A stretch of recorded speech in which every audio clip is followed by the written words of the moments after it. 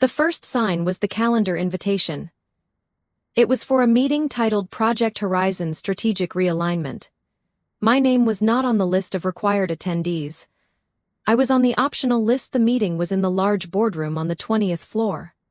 I was a senior technical architect. Project Horizon was my primary responsibility for the last 18 months. I had designed its core infrastructure. The optional attendee status was a quiet demotion. It was a procedural erasure. I accepted the invite without comment. The meeting was scheduled for 10 a.m. the next day. I arrived at 9:58. The room was already full. The new vice president of operations, Marcus Thorne, was at the head of the table. He had been with the company for 4 months. He was formerly from a major management consultancy. He favored strategic pivots and synergy optimization. He did not look up when I entered. I took a seat against the far wall. The presentation began.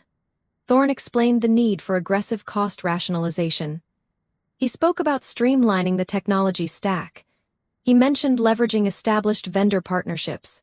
His language was smooth and full of approved corporate terms. He then presented the new Project Horizon architecture. It was a simplified diagram.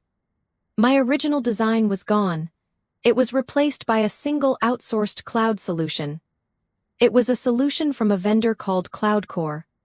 CloudCore was a former client of Thorne's consultancy. This was not mentioned. A junior engineer from my team was presenting the slides. Her voice was slightly shaky. She avoided looking in my direction. The new plan eliminated 3 custom-built security and compliance modules. Those modules were my work. They were specifically designed for our financial data handling. The CloudCore solution was generic. It was not certified for our industry's data protection standards. I knew this from prior vendor assessments Thorne had access to. After the presentation, Thorne asked for questions. There was silence. He then looked around the room. His gaze passed over me. He said the decision was final. He said execution would begin immediately. He thanked everyone for their alignment. The meeting ended. People filed out quickly.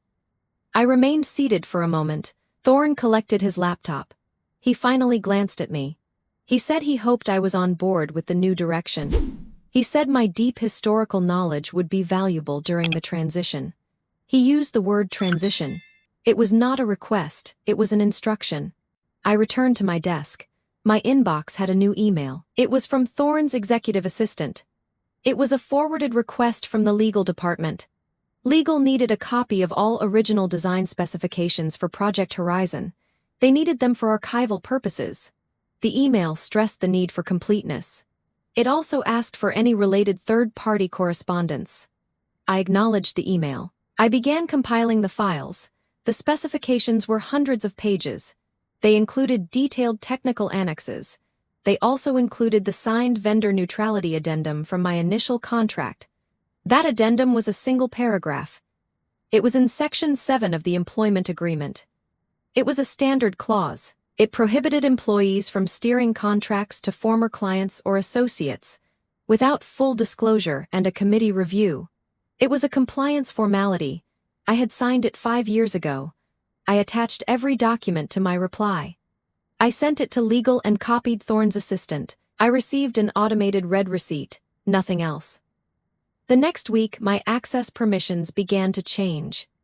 I was removed from the Project Horizon Oversight Group. I was added to a new group labeled Legacy Systems Maintenance. My new tasks were documented in a performance management tool. They were vague and repetitive. I was to assist with knowledge transfer. I was scheduled for daily syncs with the CloudCore integration team. The CloudCore project manager was a young man named David. He was enthusiastic. He had never worked in our industry before. He asked basic questions about data sovereignty laws. I answered them precisely. I provided regulatory guidance documents. He thanked me. He did not follow up. Thorne announced the CloudCore contract signing at an all-hands meeting. He framed it as a major milestone. He said it would accelerate time to market by 200%. He did not take questions after the meeting. I was called into a one-on-one with my direct manager. Her name was Sarah. She looked uncomfortable. She said that due to the strategic shift, My current role was being reevaluated. She said the company wanted to retain my expertise, but they needed to see flexibility. She mentioned a potential performance improvement plan. The reason given was a lack of proactive alignment with the new strategy. The meeting lasted 10 minutes. That evening, I reviewed my personal files. I kept a meticulous record of all my work. This included email threads, decision logs, and risk registers. I had a habit of saving important communications. This was a practice from my first job. It was not suspicious. It was just organized. In these records, I found the initial risk assessment for CloudCore. It was dated from before Thorne's arrival. The assessment was conducted by the previous VP. It had a red flag. It was regarding data residency compliance. The CloudCore solution stored data in multiple jurisdictions. This violated our primary regulatory requirement. The finding was marked as critical. The proposed mitigation was to build a custom data gateways. Those gateways were part of my now scrapped design. The risk assessment was overruled by Thorne in a later email. The email was paraphrased in the meeting minutes. Thorne stated the risk was theoretical. He said the vendor had promised a roadmap to compliance. He approved the vendor for pilot testing. The minutes noted his approval. They also noted the absence of a signed guarantee from the vendor. The guarantee was supposed to be in the contract annexes. I checked the contract summary that was circulated. The data residency issue was listed as a contractual obligation for CloudCore. But it had no specified deadlines for remediation. It had no financial penalties for non-compliance. It was just a statement of intent. A quiet contradiction was now visible. The company was legally bound to its regulators. It had a strict data residency rule. The new contract did not enforce this rule. Thorne had overruled a critical risk finding. He had done so without a secured mitigation. His former consultancy had a partnership with CloudCore. This was not disclosed to the procurement committee. The vendor neutrality addendum in my contract required such disclosure. It was a minor clause. It was likely forgotten. But it was still active. It was a procedural lever. It was not a weapon. It was just a rule. I did nothing with this information. I continued my assigned tasks. I attended the daily syncs. I answered David's questions. I was helpful and silent. Meanwhile, the CloudCore migration began. The first phase was the migration of non-sensitive development data. It proceeded smoothly. Thorne sent a company-wide email celebrating the success. He called it a testament to bold decision-making. My name was not mentioned. My team's contributions were not mentioned. The old architecture was referred to as a legacy obstacle. I was now part of that legacy. A week later, I received a calendar invite from the legal department. The subject was routine contract compliance review. It was a 30-minute meeting. It was scheduled for 2 days later. The required attendee list was small. It included me, the head of legal, and the head of procurement. Marcus Thorne was not invited. I joined the virtual meeting on time. The head of legal, Amanda Choi, was already present. So was the head of procurement, Robert Harris. Their expressions were neutral. This was framed as a routine check.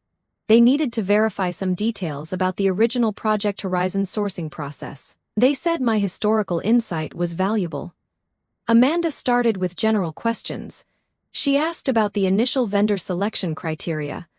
I described the technical requirements and the scoring matrix. Robert took notes.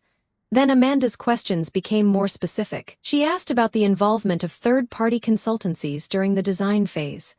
I stated that no external consultancies had been involved in the core design. It was an in-house project. She then asked about the procurement rules regarding vendor conflicts.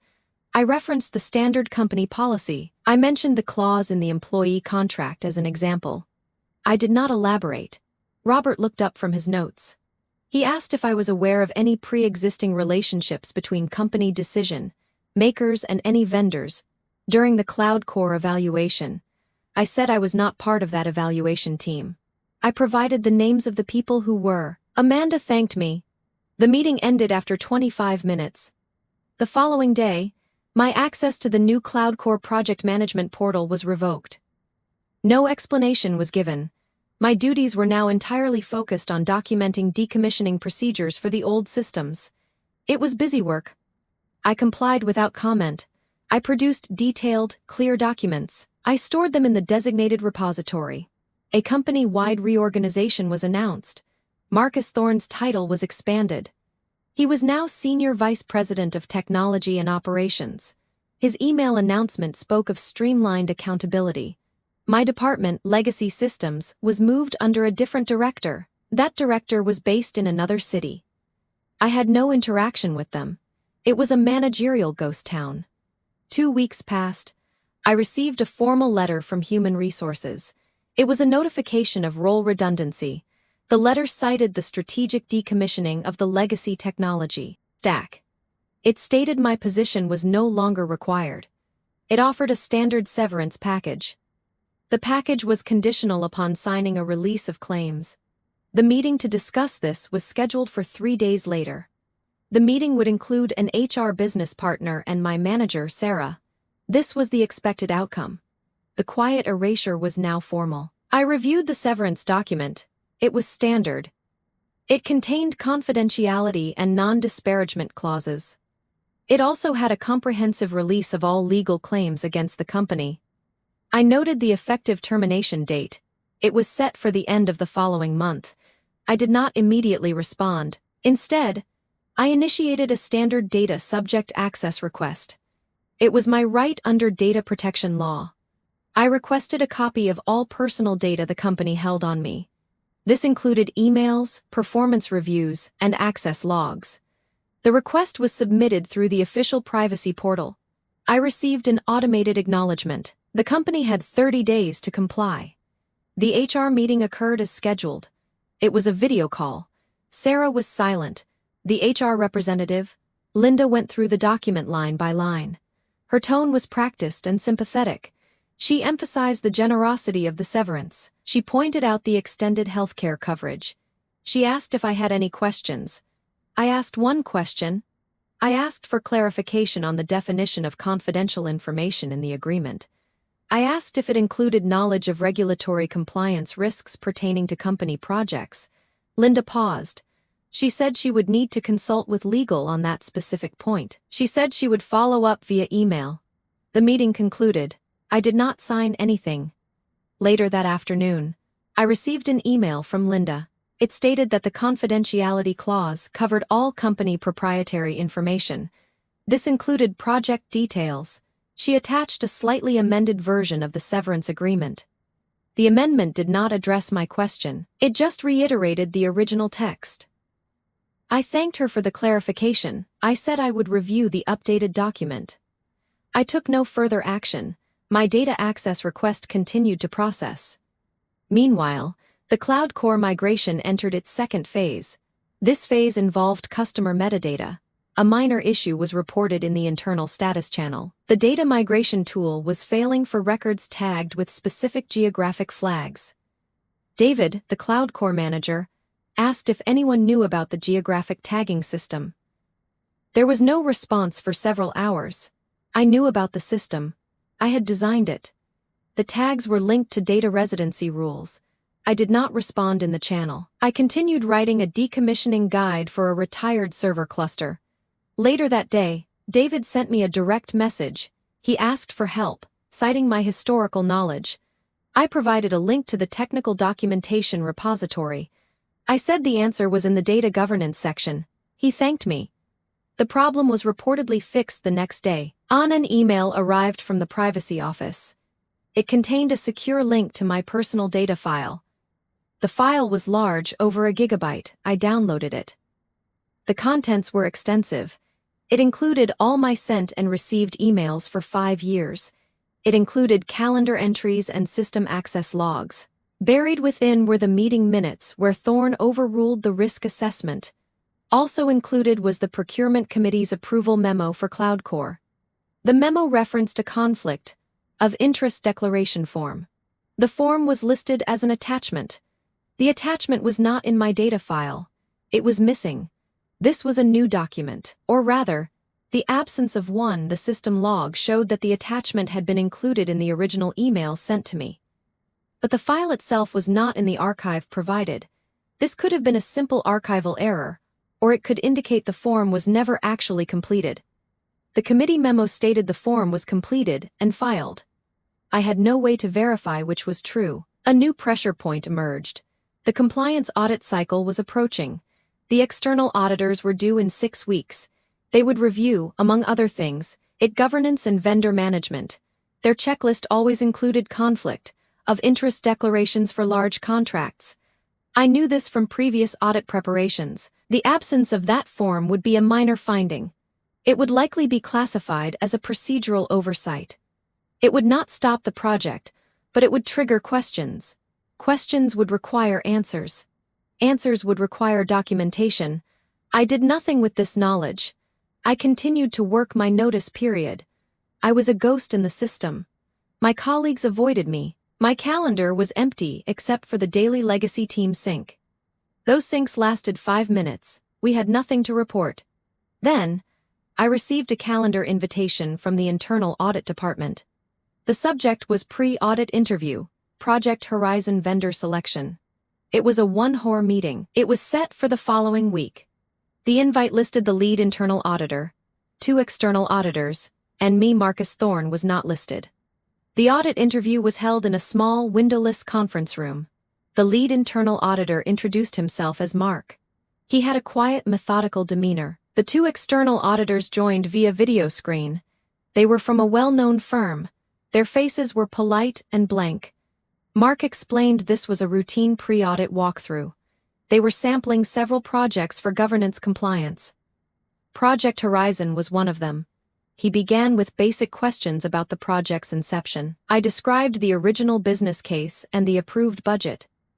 I referenced the relevant steering committee minutes. Mark followed a printed checklist. He then asked about the transition to the cloud core solution.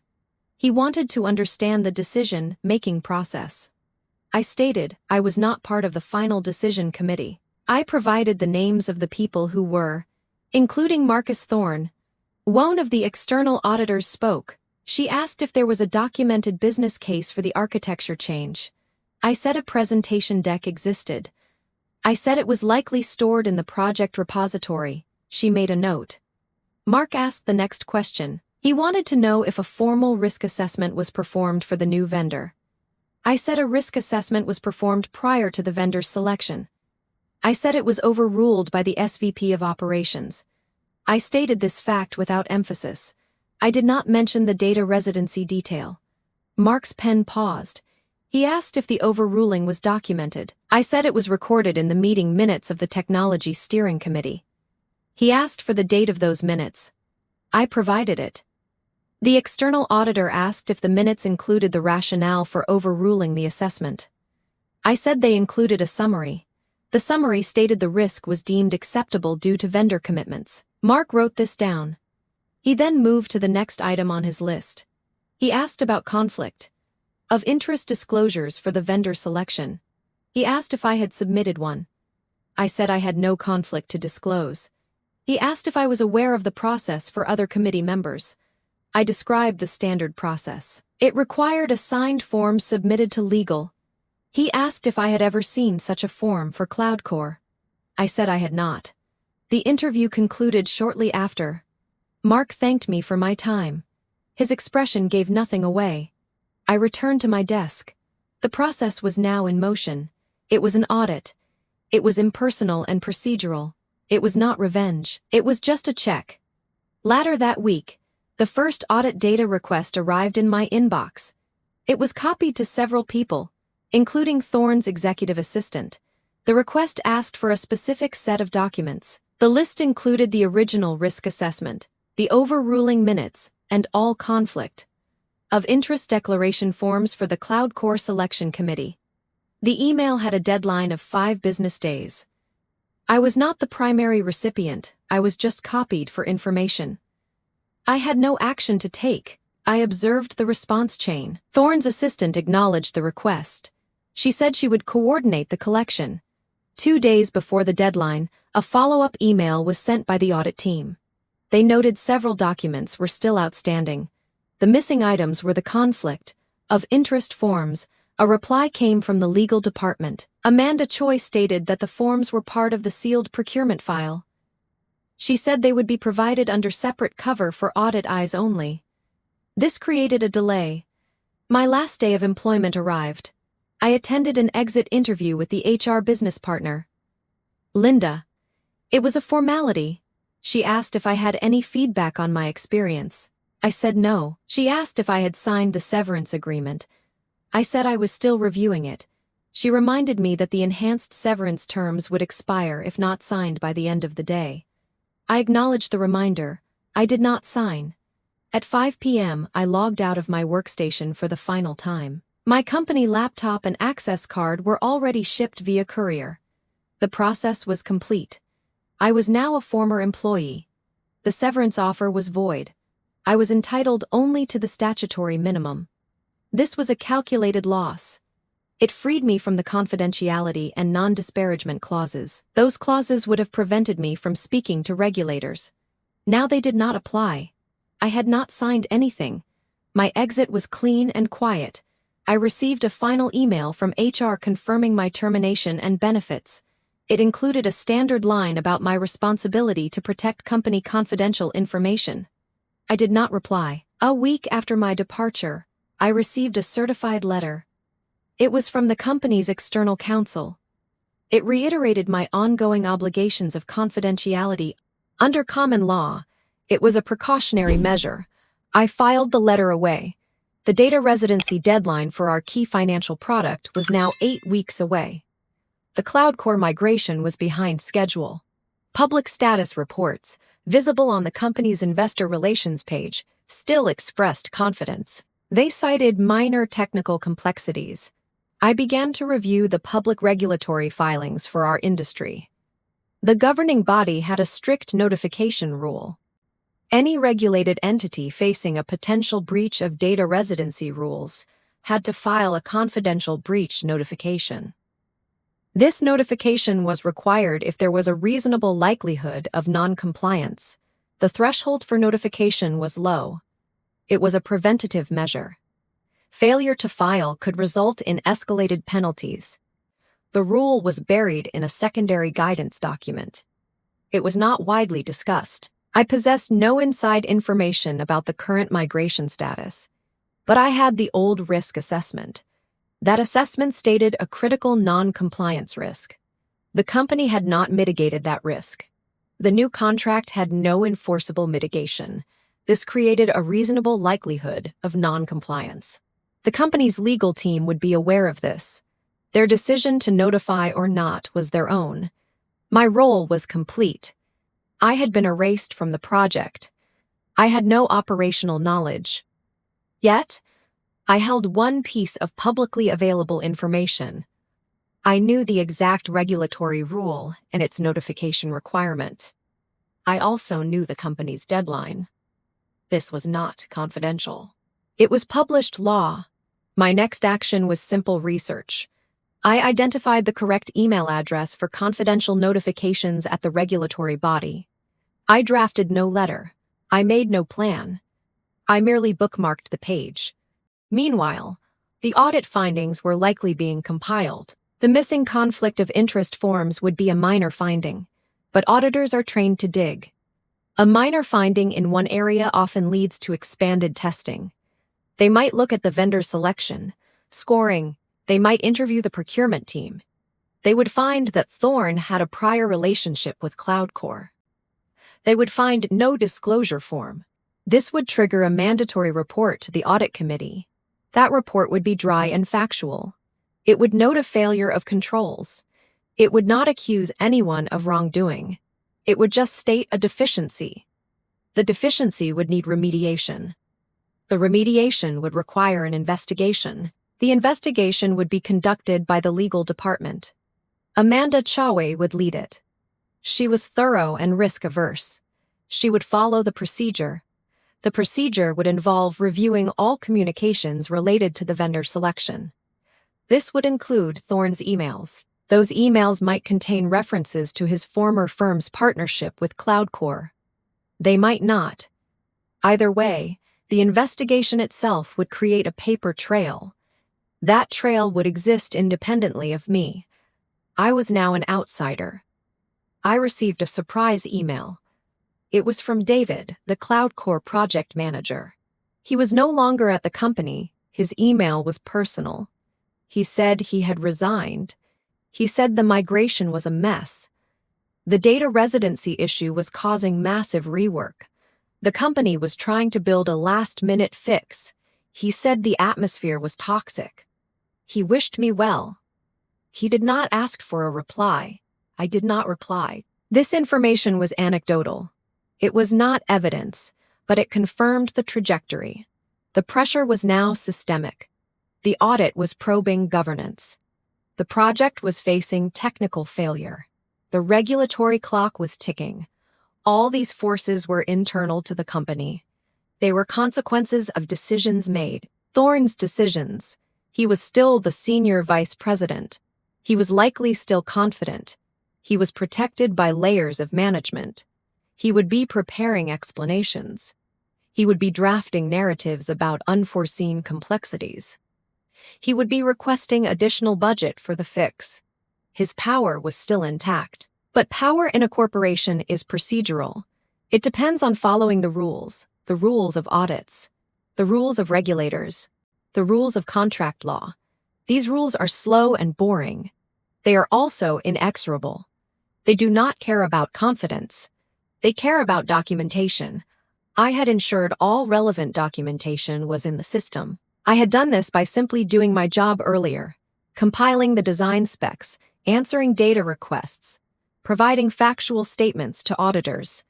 I had been a perfect, compliant employee. Now I was a perfectly silent former employee. The company's quarterly earnings announcement was scheduled. It would include a section on operational highlights. It would mention the successful progression of the technology modernization. It would not mention data residency. It would not mention audits. The day before the announcement, I checked the regulatory body's public enforcement log. It listed actions and notifications. There was no new entry from my former company. The confidential notification, if filed, would not appear here. Its absence meant nothing.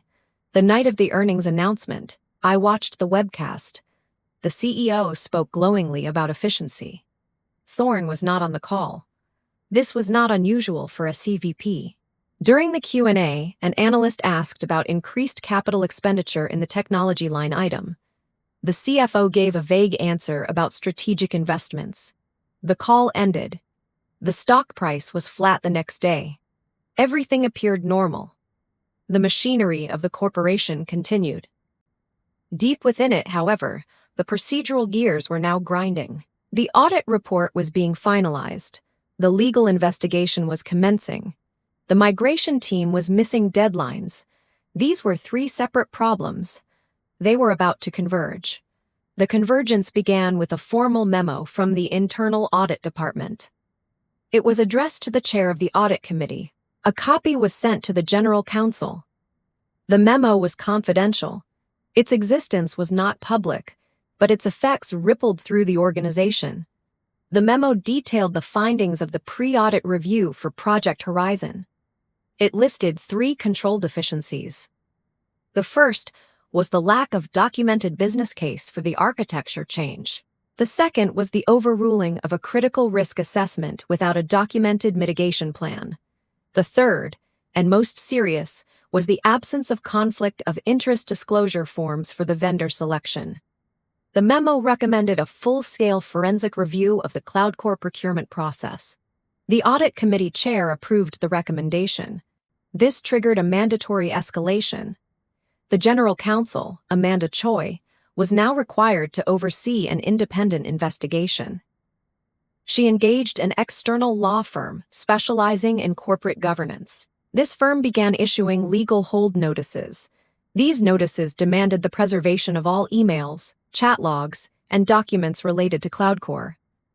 The notices went to dozens of employees, including Marcus Thorne. Thorne responded to this pressure with visible irritation. He sent an email to his direct reports. He paraphrased the legal hold as a routine compliance exercise. He urged his team to stay focused on delivery. He announced a new initiative to accelerate the migration. He called it the Horizon Sprint. This initiative mandated weekend work and reprioritized all other projects. Morale in the technology division began to fracture. Quiet resignations started. David, the Cloud Core manager, was already gone. 2 more senior engineers submitted their notices. The Horizon Sprint uncovered the core technical problem. The data residency fix required significant re-architecture. Cloud Core's promised solution was just a PowerPoint slide. It had no engineering substance. The company's own engineers estimated a 6-month delay to build a compliant solution. The data residency regulatory deadline was now 5 weeks away. Missing this deadline would force the company to shutter a key revenue-generating product. This fact was reported upward in a starkly worded risk report. Thorne received this report. His response was to schedule a crisis meeting with Cloud Core's executive team. The meeting was held under strict non-disclosure. No notes were taken. A follow-up email from Cloud Core's sales director was later obtained by the external law firm. It stated that while they were committed to the partnership, the data residency requirement was a custom ask. It would incur substantial additional fees and require a contract amendment. The email pointed out that the original contract placed this obligation on the vendor only on a best efforts basis. This email became evidence. It directly contradicted Thorne's earlier assurances to the procurement committee. The assurance that the vendor had a roadmap was now shown to be a best efforts clause. This was a material difference. The law firm's investigation now had a clear document trail. It showed a decision-maker downplaying a critical risk. It showed a missing conflict form. It showed a vendor contract that failed to mitigate the risk. This was no longer just a procedural failure. It was a pattern of poor judgment. Amanda Choi presented these preliminary findings to the audit committee. She did not make recommendations. She only presented facts. The audit committee consisted of board members. They were financially literate and risk-averse. They understood the implications. A regulatory breach was now probable. A shareholder lawsuit was possible if the stock price fell due to a forced product shutdown. The committee instructed the general counsel to broaden the investigation. They wanted to know if Thorne had received any indirect benefits from Cloud Core. This required examining his financial disclosures and his prior employment contract with the consultancy. This examination fell outside the company. It required subpoenas and formal requests. The law firm began this slow, expensive process. Meanwhile, the operational crisis deepened. The engineering lead for the Horizon Sprint presented a final option. They could implement a temporary solution. It would involve reverting to a scaled-down version of the original, in-house architecture for the affected product. This was essentially my old design. It would take 4 weeks to implement. It would be a stopgap. It would require Thorne to approve a budget for a project he had publicly canceled. Thorne rejected the proposal. He stated it was a step backward. He directed the team to negotiate harder with Cloud Core. He authorized a larger budget for their custom solution. This decision was recorded in the meeting minutes. These minutes were later included in the law firm's evidence package. The decision showed a continued preference for a vendor solution, despite clear evidence of its failure. It showed a disregard for the imminent regulatory deadline. The audit committee received these minutes. The regulatory deadline was now 3 weeks away.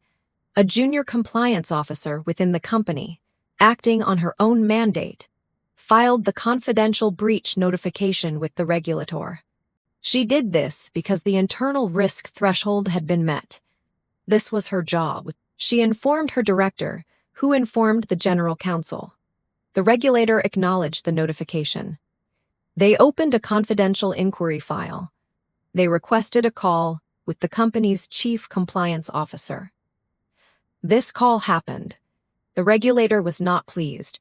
They requested a detailed remediation plan within 10 days. This demand landed on the CEO's desk. The CEO was previously insulated from the technical details. The audit committee chair briefed him. The picture was now complete: a failing project, a potential regulatory action, and an ongoing investigation into a senior executive. The CEO's priority was containment. He convened an emergency board meeting. The board was presented with two options. First, continue with Thorne's plan and risk a regulatory penalty and product shutdown.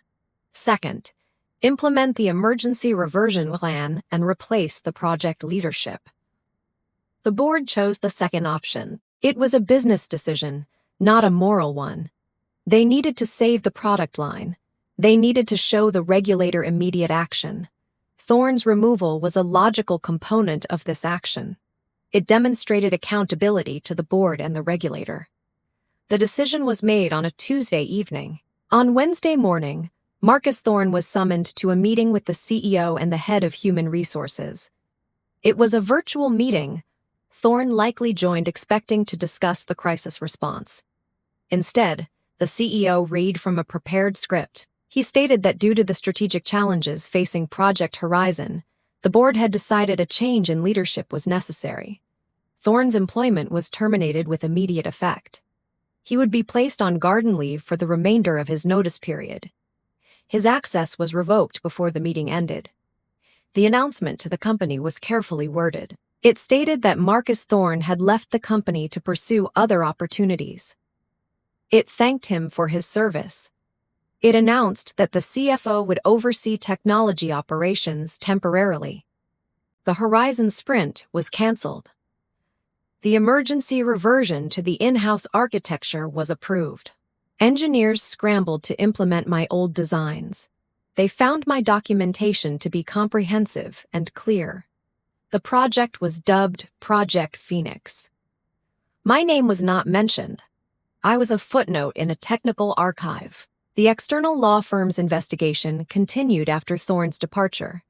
Its scope now included potential clawback of Thorne's bonus for the previous year. That bonus was tied to successful project delivery. The contract allowed for clawback in cases of misconduct or gross negligence. The legal definition of gross negligence was complex. It would require a lengthy dispute. Thorne engaged his own lawyers. This was a private, costly battle between him and the company's insurers. It happened behind closed doors. The regulator accepted the company's remediation plan. They imposed a monitoring regime. They levied a small, symbolic fine. The fine was publicly disclosed in the regulator's quarterly report. It was listed as a failure of governance controls. The company's stock price dipped slightly on the news, then recovered. The product deadline was met using the stopgap solution. Revenue was preserved. The crisis was averted. I observed all this from a distance. I read the public filings. I saw the press release about Thorne's departure. I saw the minor regulatory fine notice. The process was complete. The arrogant, protected executive was gone. He was not destroyed by a dramatic reveal or a personal confrontation. He was removed by the cold procedural machinery of corporate governance. The audit, the legal investigation, the regulatory requirement. These were the mechanisms. They were triggered by his own decisions, his dismissal of risk, his lack of documentation, his oversight of a basic compliance rule. I never spoke to anyone at the company again. I never wrote a letter. I never made a phone call. The power source had always been legal and boring. It was the conflict of interest clause. It was the audit trail. It was the data residency rule. These were the dry tinder. Thorne's decisions were the spark. The resulting fire consumed his position. It was a quiet, professional immolation. There was no celebration, only the calm acknowledgement of cause and effect. The system had worked as designed. It had corrected an anomaly. The corporation moved on. I moved on. The story was over.